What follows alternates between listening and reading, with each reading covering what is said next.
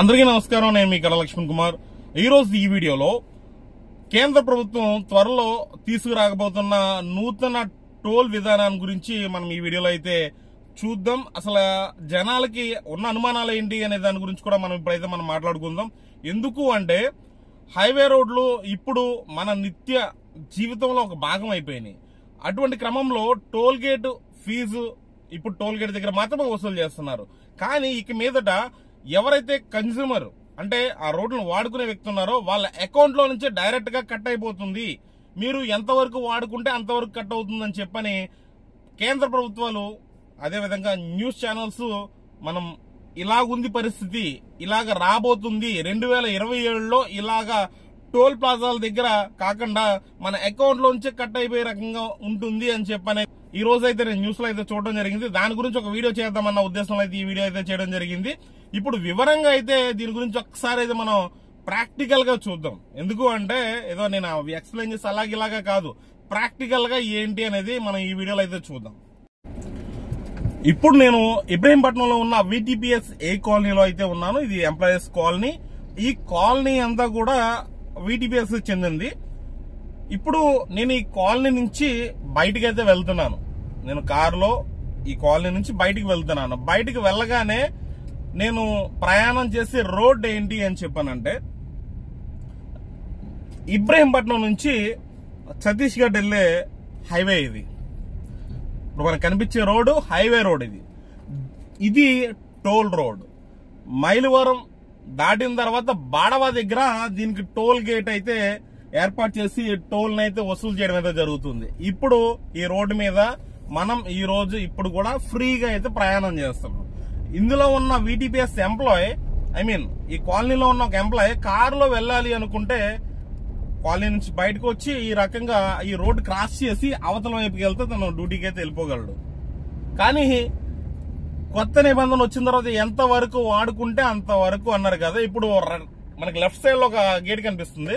ఇటు నుంచి right side road లోకి అయితే ఒక ఎంప్లాయ్ వెళ్తాడు. అంటే ఈ కాస్త లెక్క కూడా టోల్ ఛార్జీ కట్టాలా అంటే కారులో వెళ్తే కట్టాలా అని చెప్పని. సరే, ఇక్కడ ఉన్న స్థానికంగా ఉన్న ఇబ్రహీంపట్నం ప్రజలు కావచ్చు, కొండపల్లి ప్రజలు కావచ్చు, విజయవాడ వెళ్ళాలంటే ఇప్పుడు మనం ఉన్న ఈ డైరెక్షన్ లో అయితే వాళ్ళు ప్రయాణం అయితే చేస్తారు. ఆ చేసే క్రమంలో ఇక్కడ ఎవరు కూడా ప్రస్తుతం టోల్ గేట్ అనేది చెల్లించట్లేదు. ఇప్పుడు విజయవాడ వెళ్ళాలి అని చెప్పానంటే వేరే మార్గం అయితే లేదు. ఉన్నా కూడా చాలా చిన్న చిన్న రోడ్లు తిరిగి వెళ్ళాలి. కానీ కొండపల్లి నుంచి కావచ్చు, మైలవరం నుంచి కావచ్చు వచ్చే వాళ్ళందరూ కూడా ఈ హైవే రోడ్ లో అంటే ఇక్కడ టోల్ గేట్ లేదు, ఎక్కడో టోల్ గేట్ ఉంది, కానీ ఈ హైవే రోడ్ లో వాళ్ళ ప్రయాణం చేసైతే వచ్చే పరిస్థితి ఉంది. సరే, ఇక్కడ వరకు అంటే ఇబ్రహీంపట్నం వరకు సరే ఇక్కడ టోల్ రోడ్ లో వచ్చాము అని చెప్పని అనుకుందాం. ఇక్కడతోనే అయిపోయిందా అంటే కాదంటే కాదు. కారణం ఏంటి? మనం కొంచెం ముందుకెళ్ళగానే ఇంకొక ట్విస్ట్ అనేది ఉంటుంది. ఏంటి అంటే ఇప్పుడు ఇది ఇబ్రహీంపట్నం నుంచి ఛత్తీస్గఢ్ వైపు వెళ్లే హైవే రోడ్. ఇది ఇక్కడ నుంచి మనం ముందుకెళ్ళిన తర్వాత ఇబ్రహీంపట్నం సర్కిల్ అనేది మనకు వస్తుంది. ఆ సర్కిల్లో మనకి అంటే ఇప్పుడు నేను కొండపల్లి వైపు నుంచి వస్తున్నాను. ఈ సర్కిల్ దగ్గర మనం చూస్తే ఇక్కడ అందరికీ కూడా సుపరిచితం. ఈ హైదరాబాద్ రూట్ కి వెళ్లే వాళ్ళందరికీ కూడా రైట్ కి హైదరాబాద్, లెఫ్ట్ కి విజయవాడ. ఇప్పుడు రైట్ తీసుకుంటే హైదరాబాద్, ఇది కూడా హైవేనే. మచిలీపట్నం ముంబై హైవే. ఇది పూణే వరకు అంటే కొంచెం పేర్లు మారుతూ ఉంటాయి. సో ఇప్పుడు మళ్ళీ మనం ఉదాహరణ చెప్పుకుంటే హైదరాబాద్ విజయవాడ హైవే అనుకోవచ్చు. ఈ హైవేలకు ప్రవేశించాం. దీనికి టోల్ గేటు ప్రస్తుతం కీసర దగ్గర అయితే అంటే కంచికచర్ల దాటిన తర్వాత నందిగామకి ముందు కంచికచర్ల దాటిన తర్వాత కీసర దగ్గర అయితే మనకి టోల్ గేట్ అయితే ఈ రోడ్డుకు ఉంది. మరి ఇప్పుడు నేను విజయవాడ వెళ్ళాలి ఇబ్రహీంపట్నం నుంచి. నేను ఈ రోడ్డు మీద ప్రయాణం చేస్తున్నాను. ఇప్పుడు నేను ₹1 కూడా చెల్లించట్లే. ఈ రోడ్డు మీద నేను ప్రయాణం చేయడానికి ₹1 కూడా చెల్లించట్లేదు. నేను హైదరాబాద్ రూట్ లో నందిగామ కంచికచర్ల వెళ్ళాలని కూడా చెల్లించవసరంలా. నేను నందిగామ వెళ్ళాలి అనుకున్నప్పుడు మాత్రమే అక్కడ టోల్ ఫీజు అనేది ఆ టోల్ గేట్ కి డబ్బులు అనేది చెల్లించాలి. ప్రస్తుతం నేను ఈ రోడ్డు ఫ్రీగా వాడుకుంటున్నా. అదే కేంద్ర ప్రభుత్వం త్వరలో ప్రవేశపెట్టాలనుకుంటున్న విధానాన్ని కనుక అమలు చేస్తే నేను విజయవాడ వెళ్ళాలన్నా టోల్ కట్టాలి, అటు మైలవరం వెళ్ళాలన్నా టోల్ కట్టాలి, అటు కంచికచర్ల వెళ్ళాలన్నా టోల్ కట్టాలి. ఎందుకు అంటే గతంతో పోల్చుకుంటే భారతదేశంలో జాతీయ రహదారులు అనేవి పెద్ద మొత్తంలో పెరిగినాయి. దానికి కారణం ఏంటి అంటే అది ఏ రాష్ట్రంలో అయినా కావచ్చు, స్థానికంగా ఉన్న ప్రభుత్వాలు, అది ఆంధ్ర, తెలంగాణ, లేదంటే తమిళనాడు, కేరళ, లేదా ఇంకో స్టేట్ అనేది కాదు, ప్రతి స్టేట్ లో కూడా స్థానిక ప్రభుత్వాలు వాళ్ళ రోడ్లని కేంద్రానికి అప్పచెప్పడం జరుగుతుంది. కేంద్రం అప్పచెప్తే కేంద్రం రోడ్లు వేసి అందరికి ఫ్రీగా ఇస్తుందంటే ఎట్టి పరిస్థితుల్లో కాదు. స్టేట్ హైవేలు మాత్రమే మనం ఫ్రీగా వాడుకుంటున్నాం. కేంద్రానికి సంబంధించిన national highways authority of India ఏదైతే ఉందో దాని ఆధ్వర్యంలోకి వెళ్ళిన ఏ రోడ్ అయినా సరే టోల్ గేట్ పెట్టి ముక్కు పిండి డబ్బులు వసూలు అయితే చేస్తారు. అందులో ఎటువంటి అనుమానం లేదు.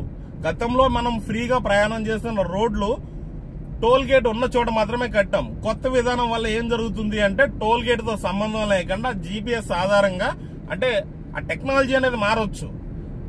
ఇటువంటి చాలా అంటే చాలా అపోహలు, అందులో వాస్తవాలా కాదా అనేది తెలియాలంటే, ఈ అపోహలుగా ఉన్నాయా నిజాలా అనేది తెలియాలంటే కేంద్ర ప్రభుత్వం తన గైడ్ లైన్స్ అనేది క్లియర్ గా అనేది ఇవ్వాలి.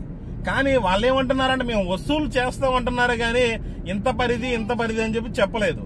ఒకవేళ ఈ రోడ్లు ఏవైతే ఉన్నాయో ఈ పరిధిలో అని చెప్పన్నారు. ఇప్పుడు నేనున్నది విజయవాడ దగ్గరలో, కానీ నా ఆధార్ కార్డులు అన్ని కూడా ఉన్నది వెస్ట్ గోదావరి డిస్టిక్ లో ఉన్నాయి. నా సొంత ఊరు, అంటే ఇక్కడ ఉద్యోగ నిమిత్తం, పనుల నిమిత్తం, వ్యాపారం నిమిత్తం ఇక్కడికి వస్తున్నారు చాలా మంది.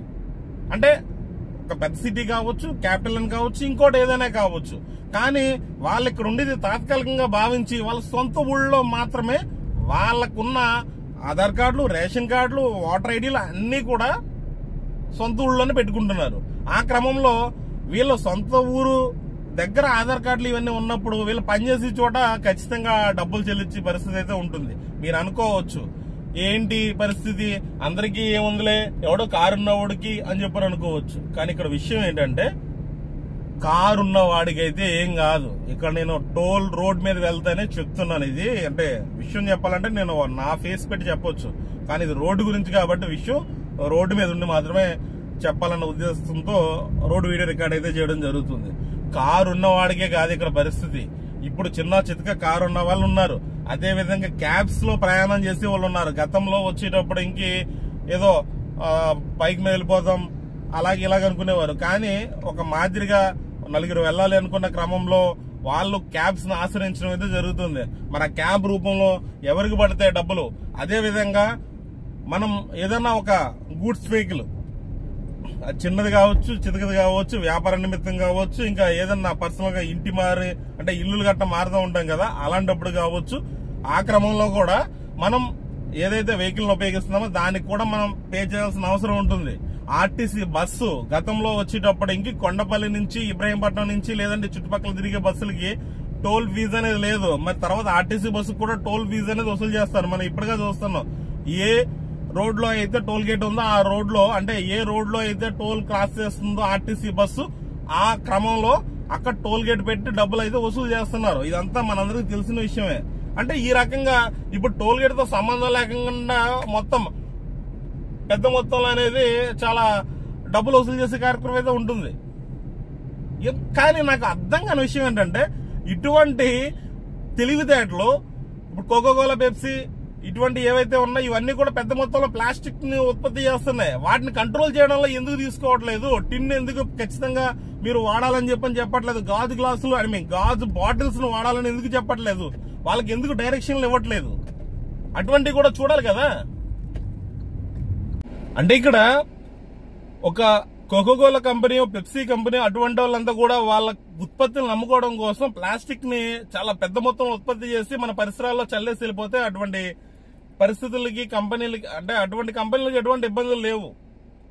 ఎందుకంటే వాళ్ళని కోక్ టిన్, వేరే కంట్రీస్ ఉన్న కొన్ని కంట్రీస్ వాళ్ళ కోక్ టిన్నుల్లో, అల్యూమినియం టిన్నుల్లో మాత్రమే వాళ్ళు అక్కడ విక్రయించడం జరుగుతుంది. అదేవిధంగా గాజు బాటిల్లో, గతంలో మనకి గాజు బాటిల్లో వాళ్ళు విక్రయించే వాళ్ళు, అదేవిధంగా దాన్ని కలెక్ట్ చేసుకుని మళ్ళీ దాన్ని వాటర్ చేసేవారు.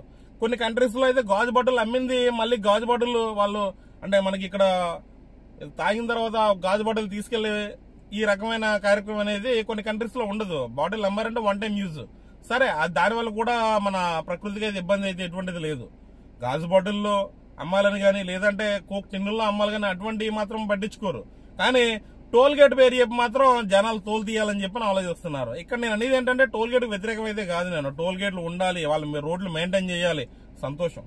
కానీ ఆ మెయింటైన్ చేసే క్రమంలో ఈ రకంగా మీరు రోడ్డు ఎంతవరకు ఏదో వాడుకుంటే అంతవరకు అని చెప్పి అనేది చాలా సమ్మగా చెప్తున్నారు కదా. ఆ సమ్మగా చెప్పి తాట తీయాలనేది మాత్రం ప్రభుత్వం ఉద్దేశం. అందులో ఎటువంటి డౌట్ అయితే లేదు. అది ఉదాహరణగా అంటే నేను అన్నాను కదా, ప్రాక్టికల్ గా ఎలా ఉంటుంది పరిస్థితి అనేది చూపించాలనే ఉద్దేశంతో నేను రోడ్ అయితే క్లియర్ గా రికార్డ్ చేసి అయితే నేను వీడియోలో అయితే చూపించాను. దీని మీద మీ అభిప్రాయం అనేది కింద కామెంట్ చేయండి. ఈ విషయంలో కొంతమందికి అంటే మా ఊరి దగ్గర టోల్ రోడ్డు లేదు, మా ఊరి చుట్టుపక్కల ఎక్కడ కూడా టోల్ రోడ్ లేదు అని చెప్పని కొంతమంది అనుకోవచ్చు. కానీ ఇక్కడ విషయం గమనించాల్సింది ఏంటంటే మీ ఊరికి సరుకు వస్తుంది, ఎక్కడి నుంచి వస్తుంది? ఏదో ఒక టోల్ రోడ్ టచ్ అయ్యి వస్తుంది. మీ ఊరికి బస్సు వస్తుంది, ఎక్కడి నుంచి వస్తుంది? ఏదో ఒక టోల్ రోడ్ టచ్ అయ్యి వస్తుంది. ఆ రకంగా కూడా మనకి ప్రతి దాని మీద కూడా ఈ టోల్ ట్యాక్స్ అనేది పడుతుంది ఖచ్చితంగా.